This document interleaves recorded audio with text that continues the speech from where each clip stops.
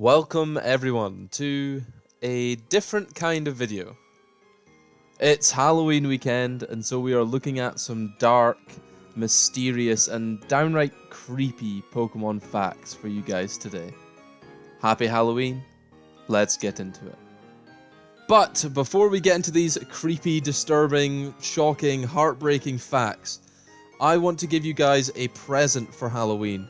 I've managed to get my hands on 8 different codes for Shiny Zacian and Zamazenta. As you'll see on screen just now, everywhere across the world there's a distribution happening for these Pokemon. I've managed to get my hands on 4 Zacian codes and 4 Zamazenta codes. So, to celebrate myself getting to 600 subscribers, I figured that I could distribute these codes to you guys, but I'm not going to make it that easy. This is a Halloween video and people like to go trick-or-treating, so you're going to have to do a little hunt of your own.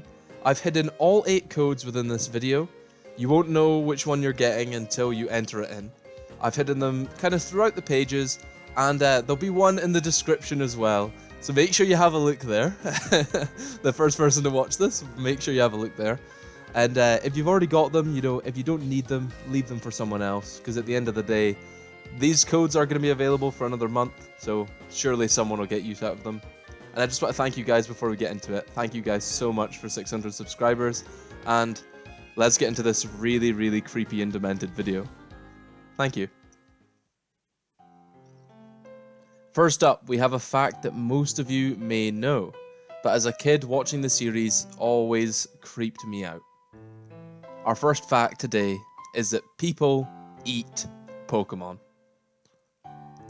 Something that might not shock you, but implies a massive change in how I viewed the Pokemon world when I was younger, is the fact that we see multiple times characters eating Pokemon. Pokemon are supposed to be fun and cute. They're not just a direct translation of animals, at least in my mind.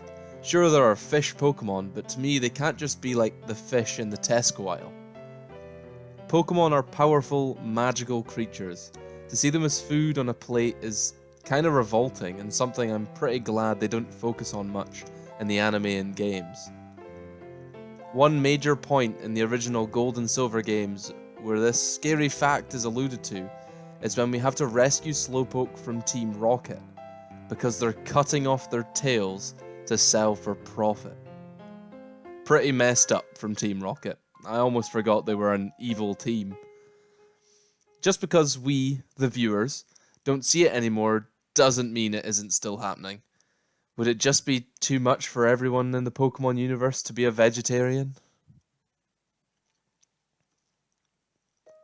Next up, we have a very disturbing but heavily supported case against a certain evolution line.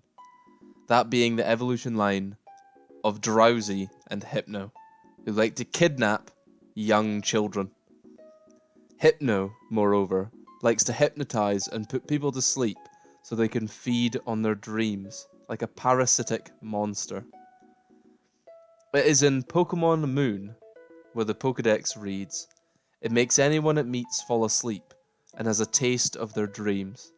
Anyone having a good dream, it carries off." It further goes to state that Hypno find children's dreams the sweetest, so they carry off the children as to continually harvest their dreams, as they can hypnotize the children when they awake. They could put the children into a never-ending cycle of dream production and dream feeding. A truly horrifying example of what these creatures are capable of. If only Hypno Burgers were a popular menu item. That's the type of hunting, the type of Pokemon hunting I could get behind. Next, we have a truly heart-wrenching fact, less creepy, about one small, sad Pokemon. That being Cubone. I always found Cubone pretty cool. They have skulls for a head, and, you know, what's not to like? A skull helmet, you know, that's pretty cool. Well, the skull that sits on Cubone's head is that of its mother.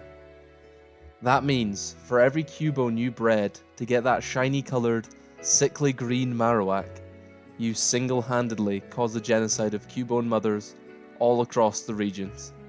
Was the shiny really worth all that suffering? On a pretty serious side note though, it is kind of weird that the mother skull death as a fact. I mean, obviously it came from Gen 1, so maybe they didn't have breeding really worked out. But your original Pokemon doesn't die, right? So where are these skulls coming from? Maybe when a Cubone takes form in the egg, a Marowak mother elsewhere perishes. A soul for a soul, as a certain purple titan would say. The tale of child abduction is one that, for some reason, Pokemon has found itself repeating. Another creepy child-stealing Pokemon is that of Driftloon. The Pokédex entry for this Pokemon first brought this chilling fact to my attention. And in Pokemon Sun, the Pokédex entry reads, "Stories go that it grabs the hands of small children and drags them away to the afterlife. Instead of just capturing these children to feast upon their sweet dreams, like the other freak Hypno, Driftloon take it upon themselves to send these children personally to the afterlife." I assume then that Driftloon isn't very popular at children's birthday parties. Seriously, however, I thought Pokemon was created for children, originally. Now I've realised some Pokemon were created to get rid of children. Now we have returned to Heartbreak as we look at the life of a poor, small pig Pokemon, Spoink. Spoink, while appearing cheerful and bouncing with excitement, hide a very scary and creepy secret. The bounce of a Spoink is linked with a creature's heartbeat, and so for its heart to beat and thus to continue living, it must bounce. And so if it ever stops for a break, even for a second, it's all over. Anytime you've knocked out a Spoink in battle against a trainer in the wild, you've sent that poor Spoink to the afterlife. I now feel like the Spoink I've captured and raised must feel grateful to have escaped this life of torment and survival, as by evolving into Grumpig, it can finally rest and begin to enjoy its bounce-free life. But there we have it, guys. Some truly creepy and downright disturbing Pokemon facts for you all. Happy Halloween!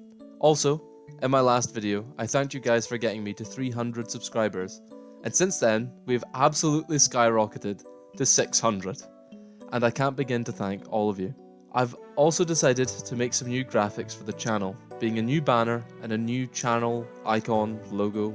I plan on starting a Twitch account as well, so that I can stream Brilliant Diamond and Shining Pearl when it comes out, so keep an eye on that for the next few weeks. Honestly, it means the absolute world to me to see people comment and interact with my videos. So, thank you all.